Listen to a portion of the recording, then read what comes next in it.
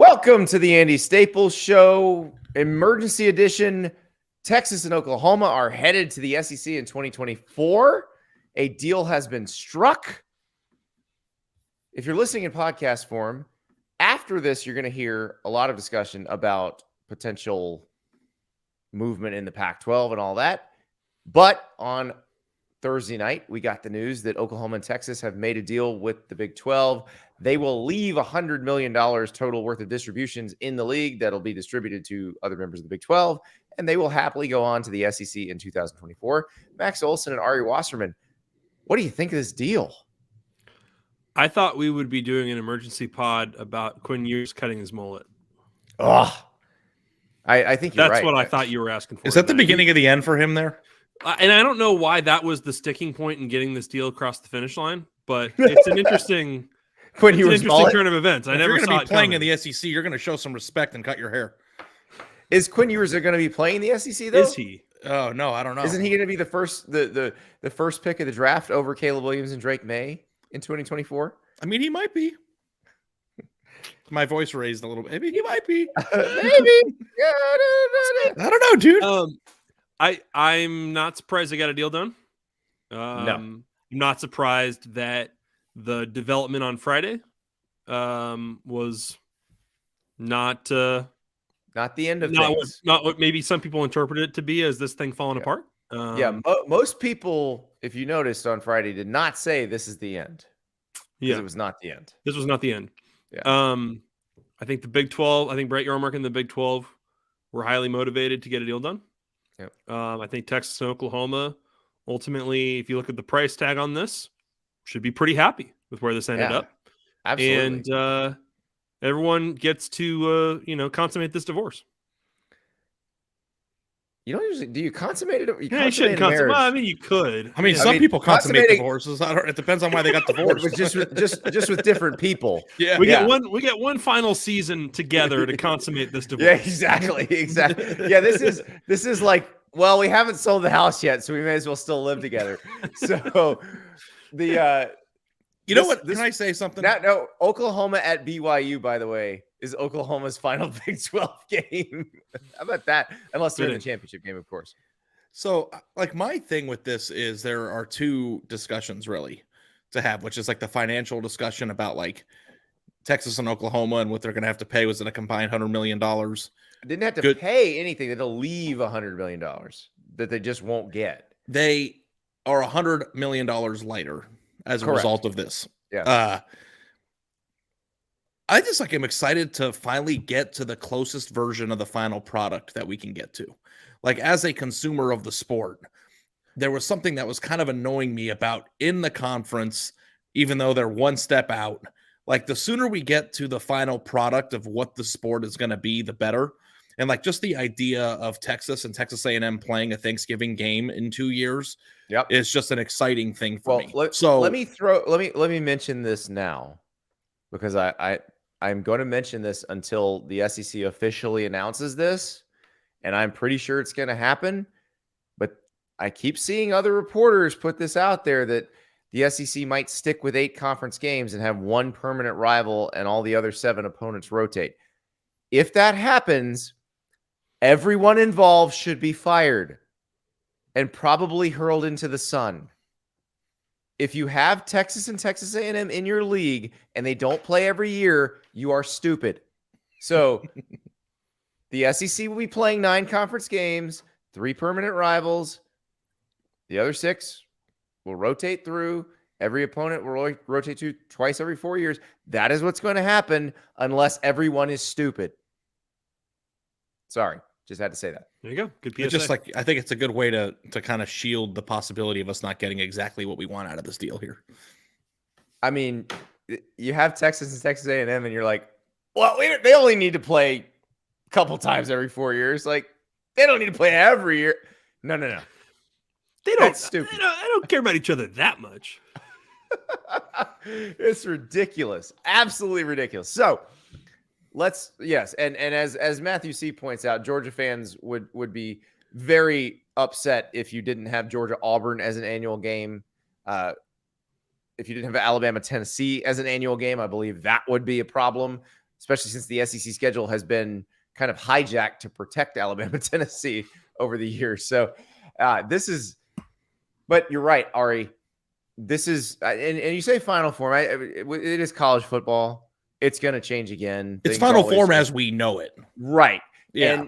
And I am glad all of these things are happening at once, that Oklahoma and Texas will start in the SEC, that USC and UCLA will start in the Big Ten, that the playoff will expand that year. If you're going to do it all, especially in a sport like this, just rip the Band-Aid off. Yeah. And especially and do it at once. It's so important that we align all of these plans for the future for 24 so that the video game is as accurate as possible. Yeah. Exactly. Yeah. The video game is back.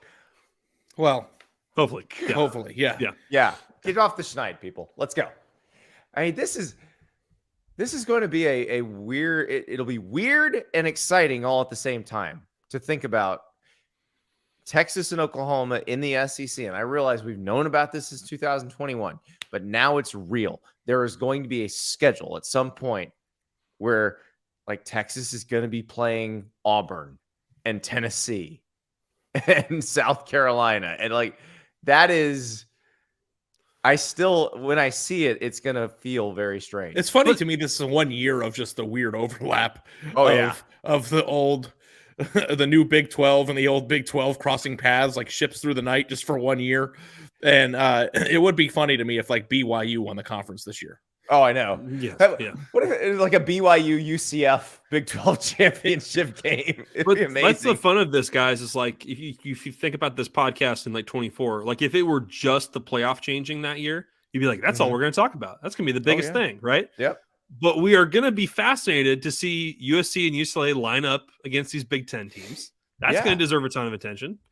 We're going to be fascinated by Oklahoma and Texas and how they compete in this conference and reuniting Texas and Texas A&M, reuniting Oklahoma and A&M, and some of these like old rivalries, and like, you know, these big time TV matchups and stuff. Like it's just going to be, there's just going to be so much to talk about. How we're going to have to preview that year, like on this podcast a year from now, like all the things that we're going to have to discuss and how different it all is going to be at once. We're going to have to explain it now. Well, not as much to our audience, because the people who listen to this show are really hardcore fans. But when we write for The Athletic, like we will have to explain in great detail all of this that is changing and how it works, because not everyone follows it as closely as our audience here on the podcast does. And it's going to be like, it's going to be jarring to a lot of people when they roll into the 2024 season. They're like, what? And you start, especially like on the pod, you're going to start talking about like more teams that you probably don't talk about as much during the regular season. And they're going to be like, what? Like, why are we talking about the top 2 or 3 or 4 teams? Because there's a lot of teams that are in the mix now. Yes. And the Pac-12 could look different. You'll hear later in the show, if you're listening in podcast form, us talking about George Kliavkoff doing the site visit at SMU. SMU and San Diego State seem to be the favorites if they were to add schools. So we still don't know if the Big 12 has taken its final form at 12 teams. That was in the announcement. They mentioned, the Big 12 will be a 12-team league. But I think if you gave Brett Yormark truth serum, he's hoping it's bigger by then. The statement he made at his first Big 12 media days that the Big 12 is open for business, he has not rescinded that statement in any time since. That is, as we talked about later in the pod, this is partially how Brett Yormark saw this. Is I need to get them out of here so I can start working on these very ambitious things that I want to go achieve here as the commissioner of the Big 12. Yeah, and let's say you can talk somebody into coming your way. You don't want Texas and Oklahoma sitting there all grumpy, getting in the way and having a very complicated 2024 season if that's the case. And so this allows them to move forward with whatever it is they're planning to do. And it might just be this 12-team league, but again, I think this 12-team league is going to be a very fun league, because the 4 teams they're bringing in, the 4 football programs they're bringing in, all of them care deeply about football. 3 of them are in recruiting hotbeds. They're going to get competitive quick. And I think the Big 12 will be fairly even top to bottom. and the champion of that Big 12 is going to make the playoff. There's a good chance the second one might make the playoff too. Yeah, and it's like when you take Oklahoma and Texas out of it, and Ari, you can speak to this better than I can, but like you take out the two programs that can recruit at a top 10 level, and nobody else has really historically been able to do that. Kind of fair fights every week. Probably the veteran teams are going to make it to the Big 12 title game, and probably that best team like has it. Not going to say they have a chance to make the Final Four every year, but like they're going to have a chance to make a run. I would think teams that are built similarly to this year's TCU team. Right. Yeah, exactly. And then, and maybe can you get lucky and put two in some years? That's obviously will be the goal. Yeah. It's going to be fascinating to see how it all materializes and who becomes the new power. Cause there will be teams that do rise up and kind of establish some dominance. But I think that one is going to be a little bit tougher to peg every single year because like you said, Max, it's probably going to have a lot to do with, are you old this year? Mm-hmm. And the SEC, meanwhile, if they go to that 9-game schedule, I think it makes the home schedule in the SEC so much better. I think a lot of the East teams were so bored with the schedules because you weren't seeing the West teams come through except whoever your permanent opponent was, and now they're going to get a lot of new blood. And also in the West, like you're going to see Georgia more often, and you're going to get rid of some dumb geographical things like Missouri being in the East when Missouri is not in the Eastern United States. Yeah. When I think about the possibilities that the SEC has in terms of scheduling and new blood and all that stuff, and then I think about the playoff and then what the new conferences could be, and then USC and UCLA in the Big Ten, it's like, what are the things that you guys are most excited about? Like, what's the thing that really revs your engine for those changes? I just think the matchups in the SEC year in, year out are going to be fun because it's not going to be the same. Let's say Florida gets good and Florida, Alabama happens more often and is fun. Tennessee and Auburn are going to get to play a bunch. And I bet that could turn into a fun set of games that you're going to see twice every 4 years. I wonder, when you talk about the schedule, Andy, do you think that they will like if you go to 9, are you taking a game out of September or are you getting rid of the November game? I wouldn't get rid of the November game. I feel like the November game gives them a competitive advantage. But if you look, a lot of teams have gotten rid of the November game already. Okay. And so I don't know how much it matters. I mean, there's some Georgia schedules that were down the road that were just brutal that I do wonder if they dial back the non-conference aspect of it, because they were doing it for an expanded playoff with the expectation of it, but I don't think they were doing it with the expectation that it was going to be expanded SEC schedule. Do you guys think it matters? My other curiosity with that is like, how much do you think it matters that dissolving the divisions of the SEC? I think. No, I mean like it will happen, but like, yeah. How do you think that will change like the parity within that conference? I don't know that it'll change much. The East now has a dominant team, which it didn't have for a while. But if you look back at the history of divisions in the SEC, it's been lopsided one way or the other for most of the time they've had divisions. And so like the East dominated, like the Florida-Tennessee game was the de facto SEC championship game for a lot of those years early in the divisional, era.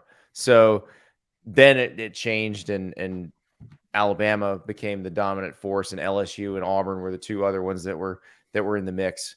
But I was going to say, in the foreseeable future, I think it's probably going to play out the same way it does now, most of the time, right? Oh yeah, I mean, I think the same programs are gonna rotate through the top, Yeah.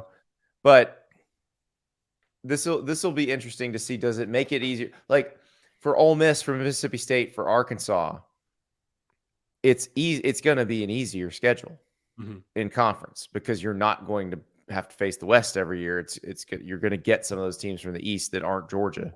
Now you may get Georgia sometimes too, but you're going to get a little bit easier road. Texas A&M, they probably get a little bit easier path. I also like the rivalry aspect of it. Like, David Ubben and I did a show, I want to say about 2 years ago. It was right before it came out that Texas and Oklahoma were going to go to the SEC. And, David, who's from Arkansas, was saying that Arkansas kind of felt lost because they didn't really have anybody they hated. Like the SEC, they tried to create something with LSU, but they didn't have a rival they really hated, like they hated Texas back in the Southwest Conference. You do that 3 permanent opponents thing. Well, Texas's 3 opponents are the easiest one to figure out. Texas's 3 permanent opponents will be Oklahoma, Texas A&M, and Arkansas. And like Texas, Arkansas every year will be a blockbuster game. Mm-hmm. Blockbuster. And sometimes borderline erotic. Exactly. It was that one time. I think I might commit college football blasphemy here. So you need to save me. And you lived in Austin, Max, so you might need to save me from myself. I've lived in Texas now for over 2 years. And like I get the sense that Texas people and A&M people hate each other more than Texas hates Oklahoma people. Is that crazy to say? No, Texas respects Oklahoma. They hate Texas A&M. I think there's like this seething resentment on both sides. Yes. Oh, it's like there's way more glancing over the fence at the guy you hate. And now, as you've seen, Andy, at some of these meetings that we go to, like Oklahoma and Texas are kind of hand in hand now. That's just kind of that's the role they're in now. Yeah. But the thing that it might be too is that there are more Longhorns and Aggies who live in Dallas probably than Sooners. So maybe that's why I'm just more exposed to it. No, they hate each other. But everybody that I know that is an Aggie or a Longhorn spends a lot of time talking about how much they hate the other. And I don't hear Oklahoma come up all that much. No, Oklahoma is there's more respect in the rivalry. And don't forget like Ross Bjork's response the day this leaked out. Remember? Yes. Yeah. Like this is a pretty big deal, A&M folks. This is not the thing they ever wanted to happen. Now, I do think the dynamics have changed considerably. Like the last time Texas was in a conference with Texas A&M, it could Bigfoot Texas A&M. Not now. Like Texas is going to come in and realize, oh crap, Alabama, LSU, Auburn, Tennessee, Florida, like Georgia, they're not scared of us. They don't give a crap what we think. Hey, I mean, people forget. It's easy to forget, but like pre-Johnny, A&M was recruiting at a top 25 level. They weren't recruiting at a top 10 level. Yeah. Like the way that they've made up ground in that state over the past decade, it's makes a huge difference now. And so, people will Texas fans will still try to perpetuate the little brother stuff when they join the SEC, but that you're right. The dynamic is totally different now. The analogy is it may be the little brother, but it's the little brother when you came home from college and he's had the growth spurt and started lifting weights. Like kick your butt. Little brother's like, sup right now. This is a good question that just popped up in the comments here, Andy. How long until Texas gets mad and leaves the SEC? From Chris Schubert. I don't know. Where are they going to go? I guess they go to the Big Ten. I mean, they haven't even gotten there and we're already kicking them out. So, yeah. I mean, there are going to be those dynamics too. That's going to be fun. Yeah, it is going to be a lot of fun. Guys, 2024 going to be here sooner than you think. We're going to be seeing schedules. All of this is now starting to feel very real. Texas and Oklahoma are now going to be in the SEC in 2024. The deal is done. $100 million being left behind. We live in the most interesting times for college football. We certainly do. So if you're listening in podcast form, now enjoy the discussion about what might happen in the Pac-12. And if you're in the emergency podcast video, it's been a fun night. Who the heck knows what's going to happen tomorrow? We'll talk to you soon.